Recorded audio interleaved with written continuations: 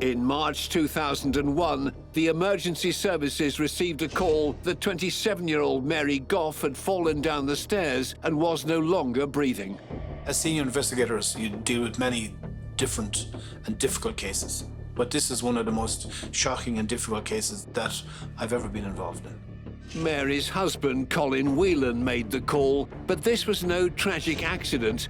Whelan had murdered Mary for her life insurance payout. Some people marry for money. Colin Wheelan married for money, but to get the money, he had to kill his wife.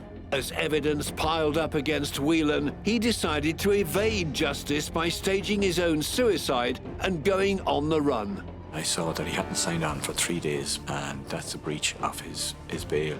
I said, God, where has he gone now, like? I think everybody was satisfied that there's no way Colin had taken his own life. Whatever he had done, he'd absconded to where we didn't know. As the police search unearthed concerning details from his past, Colin Wheelan proved himself to be one of the world's most evil killers.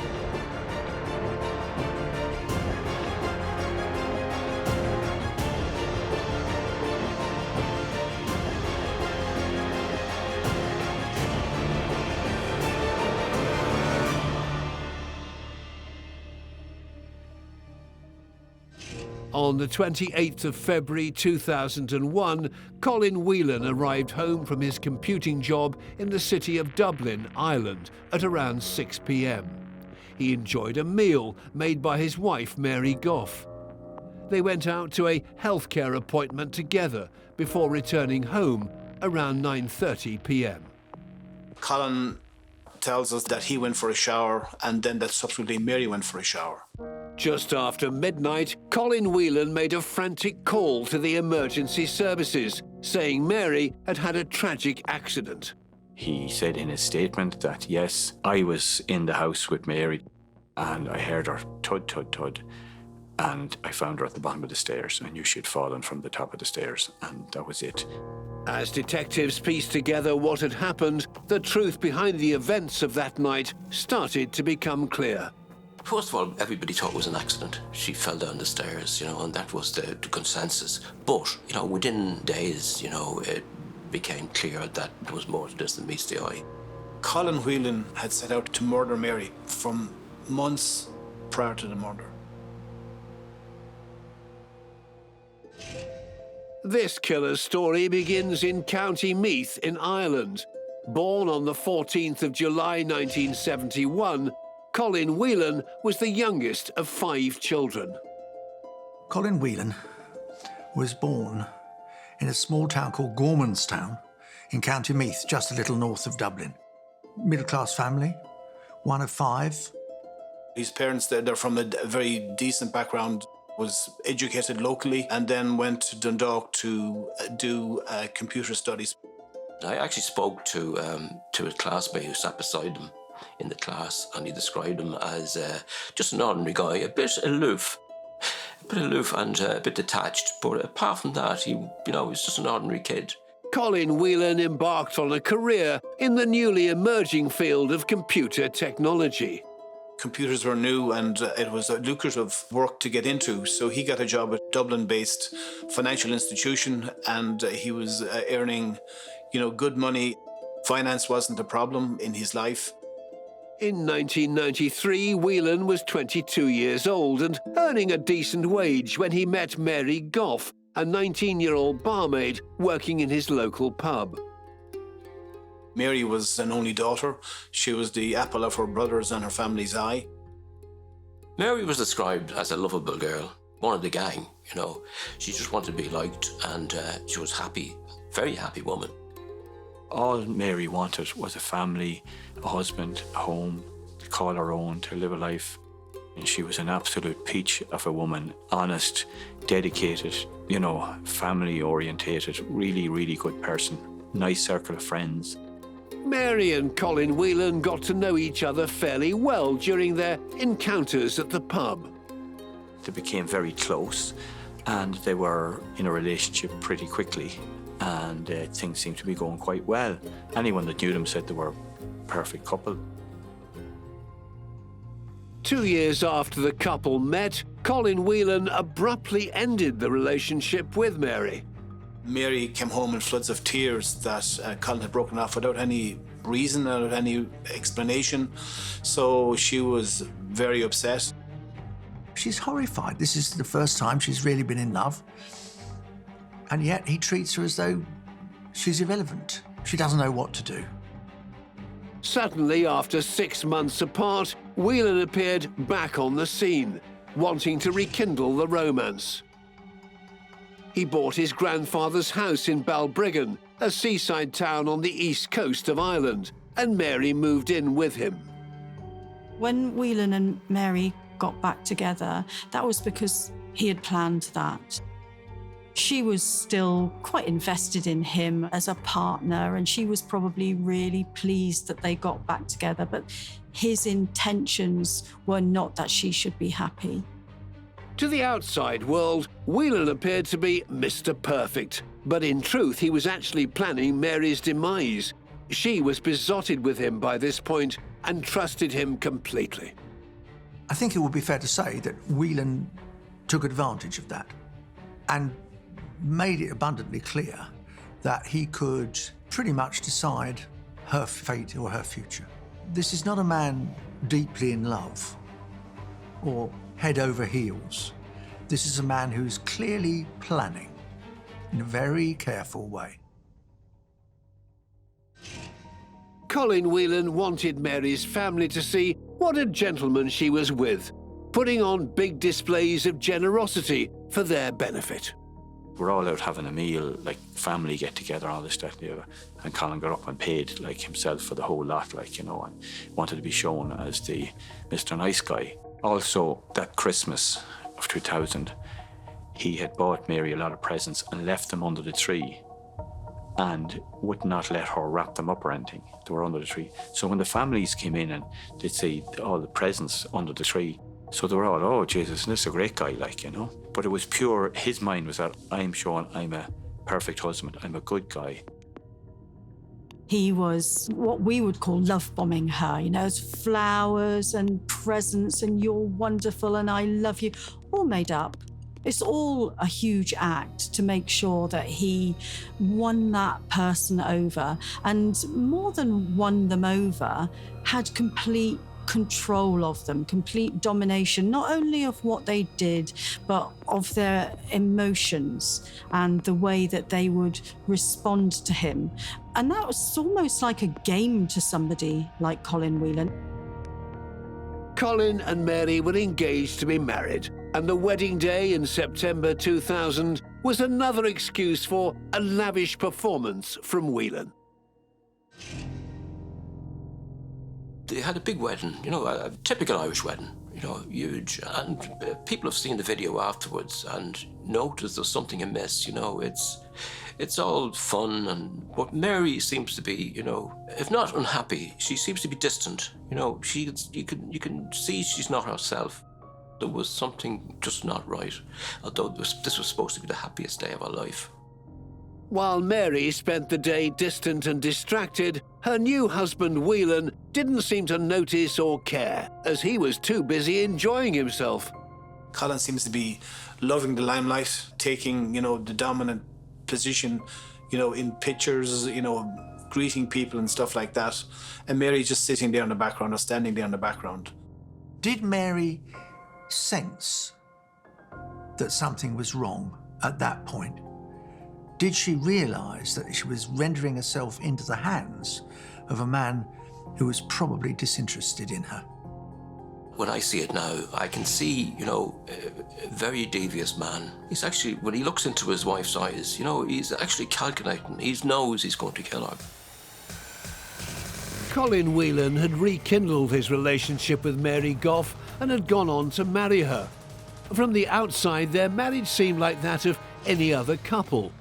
Whelan liked to lavish his wife with gifts and attention, showing the world he was the perfect husband.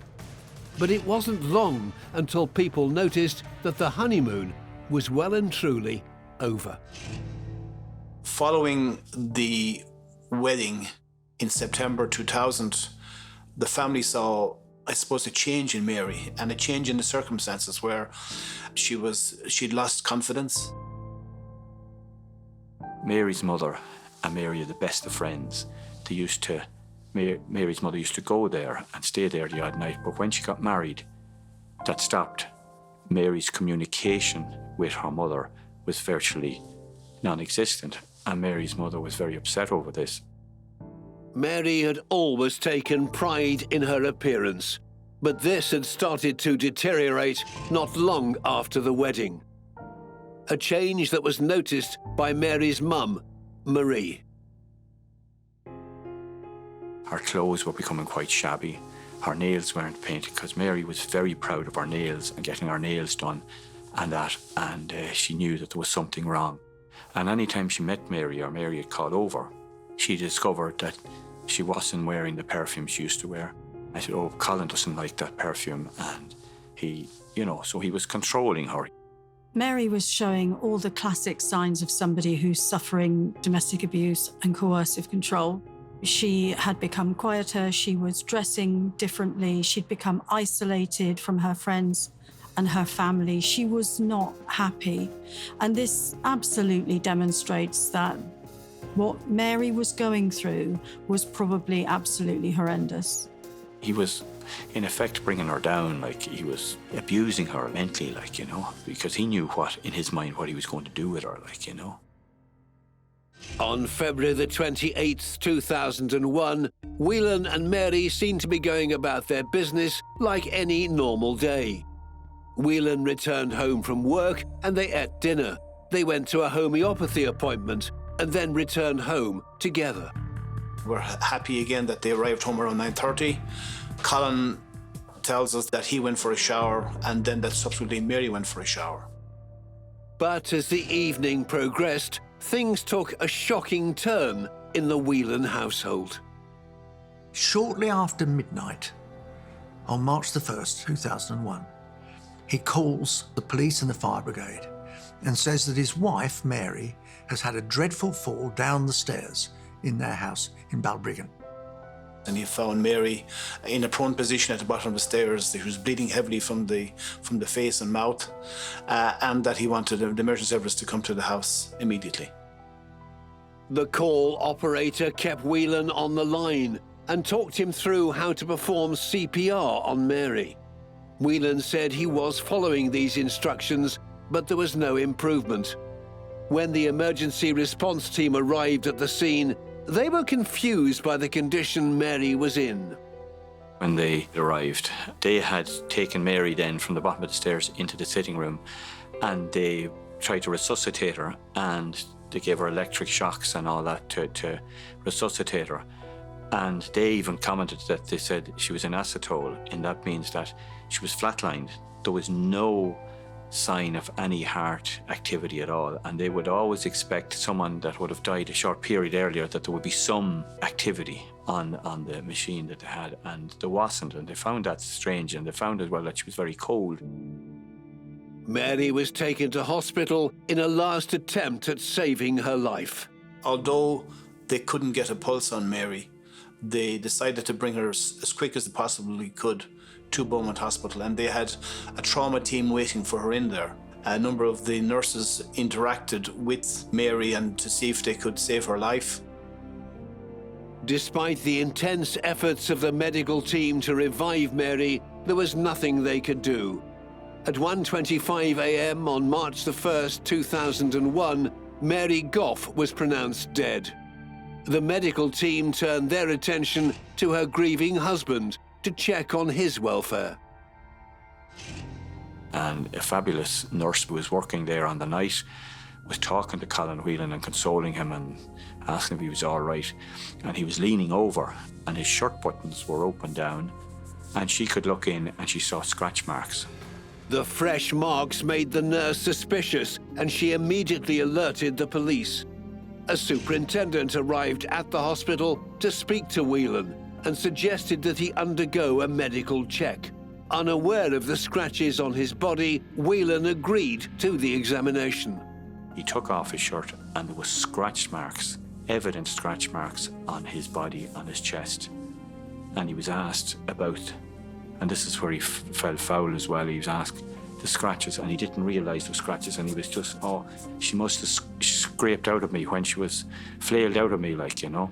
So he was telling the CPR man she's dead, like, you know, there's no breathing, there's nothing. And here he's now saying, oh, she grasped out of me, like, you know. So it just wasn't all fitting together. There was a lot of questions there that needed to be answered. Less than 24 hours after the death, a post-mortem was conducted on Mary's body. Mary Cassidy had done a post-mortem. She came out to me and she says, well, the bad news is that you have a murder on your hands. Wow, I said, I wasn't expecting that at all. She said, look, she was dragged down the stairs because there's burn marks on her buttocks and her injuries are not consistent with a fall down the stairs. It was clear that Mary had been moved to the bottom of the stairs rather than falling down them. And further results from the post-mortem showed that she hadn't died from a fall. The pathologist told Pat Mary of her findings. This girl has been strangled by way of ligature. I says, wow, I said, how sure are you? And she says, I'm 110% sure this girl was strangled. It was the ligature marks around the neck with some damage to the larynx. There was swelling of the tongue. And there was evidence of petechia, which are small hemorrhaging in the skin, under the skin. So they're evident around the lips and the forehead, behind your ears, and in your nostrils even. Obviously, we had a murder at that stage, and that obviously brought Colin to the level of the threshold of being a suspect for the murder of his wife, Mary. Whelan's actions and behaviours at the time were being scrutinised. Could the police gain any vital evidence at this early stage to prove that Whelan was responsible for his wife's death? Very early we could see cracks in his demeanour. He was telling people different versions of what happened, and we learned that he was cunning, he was conniving, he was cold-blooded, he was greedy. From an early stage, it was evident that there was a number of red flags that had come to our attention. Police suspected Whelan of murder, but needed hard evidence of his involvement. There was still a long way to go with the investigation. One of the first lines of inquiry for Detective Pat Mary was to go back to the emergency call from the night in question. If Colin was talking on the phone and he was given CPR like he was told to do and this, that and the other, you would imagine there'd be some blood on his hands that would be on the phone of Mary's. And I took the phone, I seized the phone, and we had it technically examined in the forensic lab, and they told me there was no blood, no saliva, nothing on the phone whatsoever. So it shows he done nothing. He didn't give two flutes about it. The lies were starting to become apparent from an early stage. Whelan's initial account of the evening was revisited. He is saying it was only himself and Mary that were in the house, and she ends up being strangled as per the pathologist. So obviously the finger of suspicion was somewhat pointing towards Colin Wheelan. Initially, that there's a lot of questions here that have to be asked and answered. The post-mortem showed that Mary was strangled, and Whelan's own admissions made him the prime suspect. Forensic teams moved in to examine the property. The evidence was quite blatant in that in the bedroom of the house we found blood staining on the saddleboard and on the wall between the ensuite and the door into the bedroom. When someone has been strangled, they emit blood from their nose in a mist format that can't really be seen by the naked eye, but this spray was found on the wallpaper between the door to the bedroom and the ensuite. So we knew that the struggle, or she was strangled in that location between those two doors. The forensic search of the property continued to provide results for the investigation team. The forensic team also discovered Colin Whelan's dressing gown, and on that dressing gown there was what you tie your robe with, and that was stretched and taut in the middle. So we suspected that that was the actual murder weapon. And on analysis of that particular item, we did discover Mary Gough's DNA, and there was saliva on it and all of that. So we knew that that was the murder weapon. All of the evidence now pointed to exactly how Mary Gough had been murdered by Colin Whelan. But from the outside, the couple had seemed to live a normal, happy life. So what was the motive for such an horrific attack? Police made the decision to examine Whelan's computer hard drives for more information. Incidentally, he's wiped his own computer, but the one at his office has kept a record of his communications. So every keystroke that was ever made in the building was recorded, and everything Colin Wheelan did was on those tapes. With a vast amount of historical records to sift through, police needed to find a way to analyse the data fast. We could see where Colin Wheelan was looking up on the internet sites of strangulation, asphyxiation, choking, smothering, you know, all of these type of sites.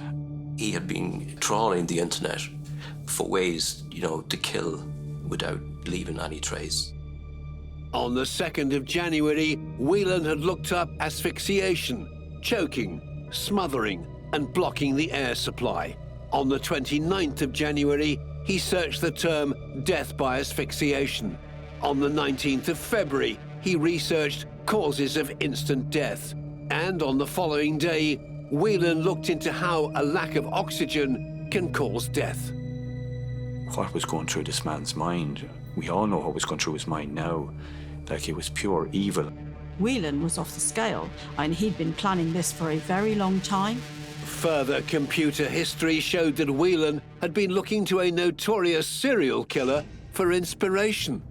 We discovered that he had been researching a guy by the name of Henry Louis Wallace, who had murdered 9 women in North Carolina, and he was convicted of the murder of them all after strangling them.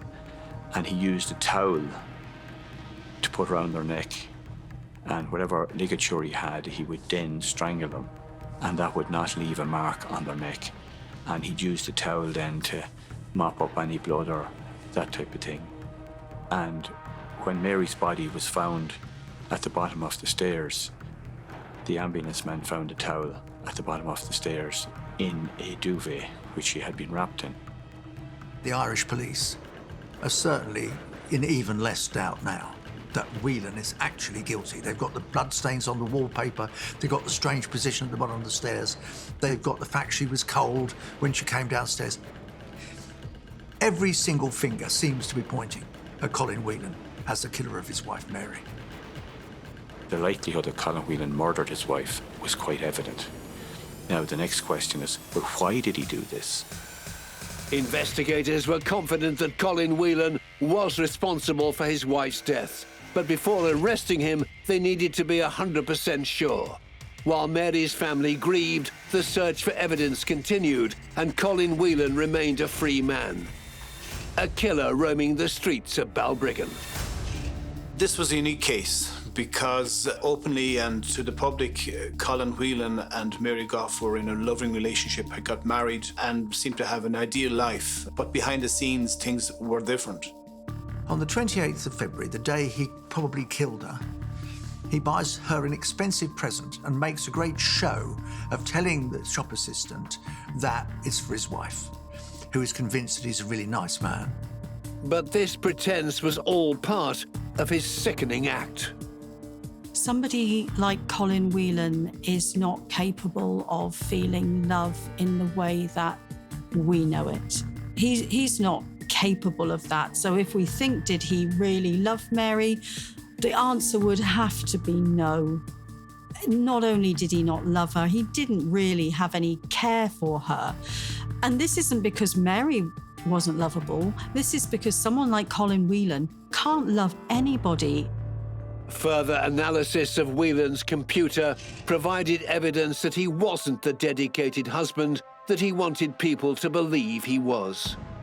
This guy had engaged with a cyber affair with a lady in Wales to such an extent that that lady in Wales was in love with Colin Whelan, even though she had never met him in any physical format, just pictures and talk and greeting cards and that type of stuff.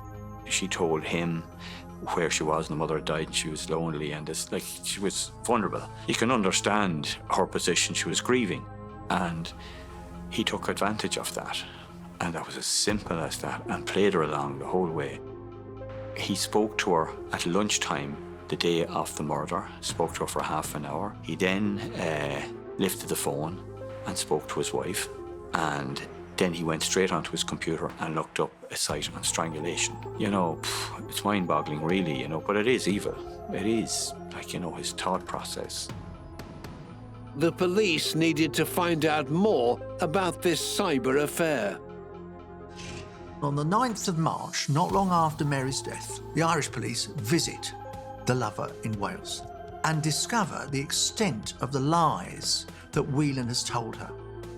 Just want to talk to you, said his wife died. I know, she said. And I was, right, he told me she died in an accident, like a road traffic accident, like, you know, and that he was widowed, like, you know, he was, you know. I said, no, his wife died on the 28th. I said, you know, and she was murdered. And with that, she collapsed on the ground.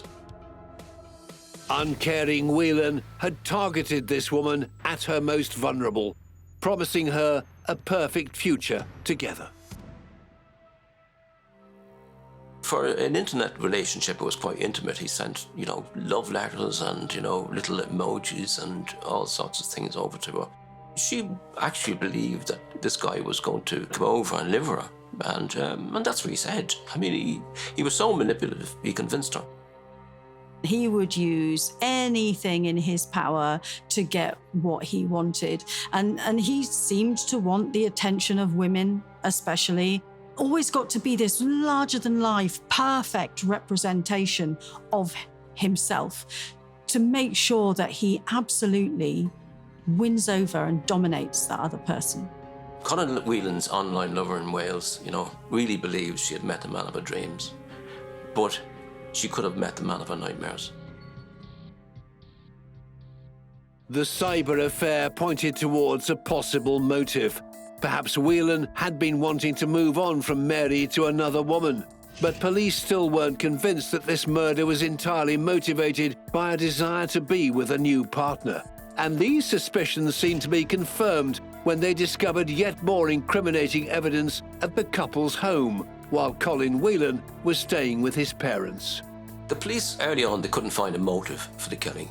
But when they searched the house, after the forensics were done, and they went to search the house, they found an insurance policy taken out on both Colin Whelan and Mary Gough. Initially, it was for £200,000. And we're satisfied, without Mary's knowledge, that he increased that to £400,000 on the 1st of June 2000. So it's about 7 or 8 months before he murdered Mary. He had been in a relationship with her, had dumped her, discarded her, wasn't really worried about her as a person, but seemed to start formulating this plot in his head that he wanted to make money. Although not unusual for couples to take out insurance policies to help the other in the case of death, this particular one didn't make logical sense. The policy itself was a kind of an obsolete policy because after 10 years, there was no cash-in value to it. So it was just like in the prime of their lives. So between 30 and 40, you know, normally people wouldn't die suddenly. It was taken out, you know, almost on the premise that one of them would die and the survivor would get €400,000. So this was absolutely the reason why Colin Whelan killed Mary Gough. At that stage of his life, Whelan had a decent job. He wasn't struggling financially. His plans seemed to be entirely motivated by greed. We could see from his internet history, he was looking up expensive holidays, expensive cars, you know, holidays around the world, all of this type of stuff. So he was planning what he was going to do with his money when he got it. He was an honest, decent young woman going about her life, and her husband is happy to kill her just for financial gain. For the police, the investigation was coming to a conclusion. They had hard evidence that this was a premeditated killing and had established a motive for the murder. On Tuesday, the 10th of April 2001, at 8 a.m., detectives went to Whelan's parents' home to make the arrest. He was arrested for the murder of his wife. He made no comment. He had to be cautioned, and he was immediately brought to Balbriggan Garda Station. We wanted to make sure that we had all our ducks in a row, all our evidence was available, and we were able to put it to him, particularly the computer evidence. That was very, very significant. Most of the answers he said, no comment. He denied looking up these sites, can't remember, or this, that and the other, you know.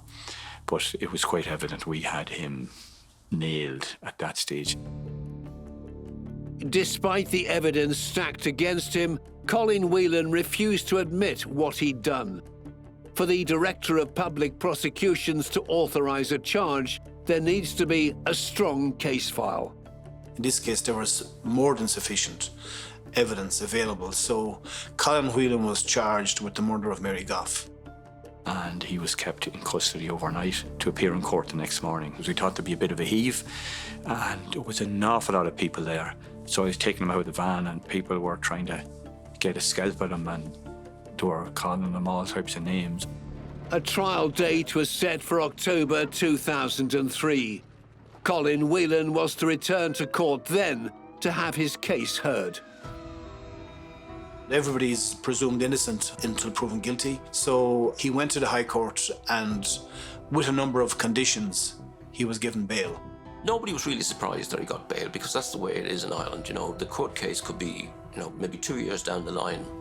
And if you're not deemed, you know, a flight risk, or you won't interfere with witnesses, you know, you usually do get bail. So it wasn't surprising, you know, that he got bail. Well, we did make conditions that there had to be an independent surety with a certain amount of money, and that he sign on at Balbriggan Garda Station on a daily basis. In March 2003, after following the rules and signing on each day as required for 2 years, Whelan suddenly went missing and failed to turn up at a police station. Detectives had no idea where to find him. He had seemingly vanished into thin air. We learned from the local members of Garda Síochána that he hadn't sent on a particular day, and we thought it could have happened, he could have been sick, but secondly, when the second day arrived, we knew there was a problem. And I spoke to some of my own team to say, listen, Colin Wheelan hasn't signed on. I wonder, has he absconded? I saw that he hadn't signed on for 3 days, and that's a breach of his bail. And I said, God, where has he gone now, like, you know? The race was on to find the suspected murderer. On the 12th of March 2003, he drives to Cliffs, not far from Dublin, parks his car and disappears. We initially then learned that his car was found on the Hill of Howth. The abandoned car was left at Howth Cliffs, a well-known suicide spot, and evidence found in Whelan's car certainly looked as if the driver had the intention to end his life. There was items in his car, particularly a bottle of alcohol. The keys were left in the car, and from initial viewing of the car, one could suspect that Colin Wheelan could have maybe committed suicide and jumped into the Irish Sea at the bottom of the cliffs. But police knew Whelan well by this point and weren't convinced by this suggestion. I think everybody was satisfied that there's no way Colin had taken his own life. We were happy that whatever he had done, he had absconded to where we didn't know. If Colin Wheelan was in Singapore, or if he was in Colombia, or he was in let's say, the North Pole, I would get him, because I would not lie until I got him. After being charged with the murder of his wife, Whelan had set his plan in motion. He used another person's identity without them knowing and applied for a passport in their name. Like something from a spy novel, he went to extreme lengths to find a new identity. And he used that passport in with his picture, with a different identity, and could travel all over the world, really. He's got away with it. He's disappeared. Nobody knows where he's gone. Knowing that Whelan hadn't committed suicide, the police started to look for the wanted man. They knew Whelan had gone on the run, but they didn't know where. Detectives decided to search the main routes out of Dublin. At that time, there was no CCTV at the train station. We seized all the CCTV in Dublin Airport, and we spent hours upon hours, days looking at the CCTV. As part of their investigation, the police had looked into Whelan's background and past relationships. Was there other people in his life? Had he acted like this previously? Had he been violent towards any other girlfriends or friends for that matter? What they found was disturbing. We did come across girls that had relationships with Colin Wheelan. Some of them only had time limit, small relationships with him, but they all said the same. He was overpowering, controlling. He was like buying them presents, trying to win them over. Police were building up a clear picture of a man who was a danger to women. With the concern that more women could be at risk of this predator, even more pressure was on to find Colin Whelan.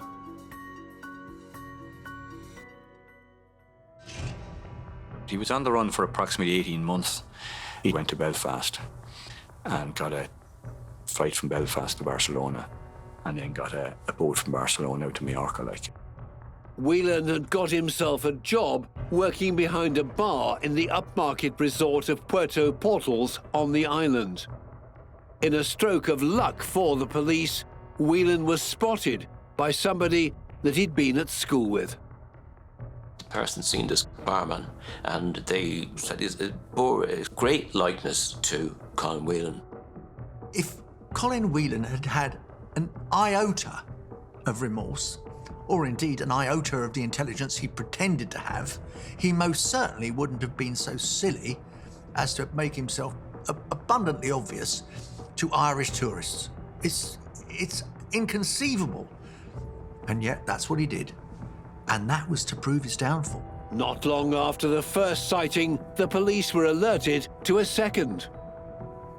A couple who were in Spain and befriended an individual, an Irishman in a pub, who was working in a pub by the name of Cian Sweeney. And she had a good chat with him and that, and he said, "Oh yeah, I'm from Galway. And God, I'd love to buy an Irish rugby jersey." And she said, "Sure, look, give me your email address and your address, and I'll get one and I'll post it out to you." Unbeknown to the fugitive, the couple had realised that Cian Sweeney was in fact Whelan. Around the same time, an Irish newspaper was running a fresh appeal to try and find Whelan, which the couple had seen. Thankfully, they had taken up one of the local papers and saw the picture of Cian Sweeney, but actually just Colin Whelan. This was the same man that the woman had been talking to in the bar. And she got a fright. She said, "Oh my God, that's, So she got in contact with the incident room. I was contacted. I spoke with her. She showed me the paper. That's Colin Whelan. He goes by the name of Cian Sweeney. Police back in Ireland now had enough to suspect that Cian Sweeney was in fact their wanted man. Spanish police were sent to the bar in Puerto Portals to make the arrest. They did go and arrest him, and Colin protested that they had the wrong person, that he wasn't Colin Whelan. But they had the set of fingerprints, and they took the set of fingerprints off him over there, and they matched. And then he put his hands up and he said, "Yeah, I'm Colin Whelan." It was great relief for Mary's family because they never thought he was dead. Mary's family were absolutely delighted because now they were going to get justice. Colin Whelan was to stand trial on the 11th of April 2005, 4 years after the murder of his wife. We initially viewed that trial could maybe take 4, 5, 6 weeks maybe. So it's a long, prolonged trial, particularly for a murder. So we did a lot of work. It was initially thought that Colin would brazen it out, being the character he was, and, plead not guilty in court.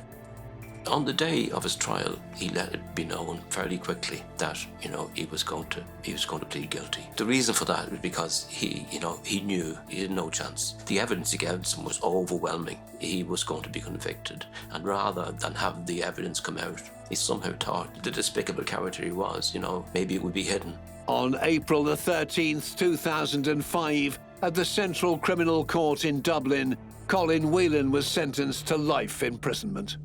The judge said, sentencing Whelan, that this was the most calculated and callous killing he'd ever encountered in his time in court. I think the judge is absolutely right. Both callous and calculated. There is no sign whatever of any remorse for Mary's brutal killing. No explanation, nothing to indicate that Whelan is anything but proud of having committed this dreadful crime. It is breathtaking, his arrogance. As senior investigators, you deal with many different and difficult cases, but this is one of the most shocking and difficult cases that I've ever been involved in. Colin Wheelan was psychopathic. He was calculating, devious, and evil. He planned over a period of time, right? I'm targeting you, and I'm going to kill you to get the money. Murder doesn't get any worse than that. This was an unusual case. It's probably one of the most cold-blooded cases I've ever seen. After serving over 18 years of his life sentence, Colin Wheelan is allowed to apply for parole regularly. If granted, he would be moved to an open prison before being released back into society. Colin Whelan is probably the most manipulative man I've ever come across. I believe a man who can kill, his new bride for money, is really capable of anything. He could do anything. Colin Whelan married Mary Gough and immediately started a pattern of domestic abuse towards her, taking away her confidence and isolating her from friends and family. Whelan used and abused Mary before murdering her purely for financial gain. He was motivated by greed and his own sense of entitlement. Refusing to face justice for what he'd done, Whelan faked his own death and fled the country. Colin Whelan has shown no remorse for his horrific actions and will be remembered as one of the world's most evil killers.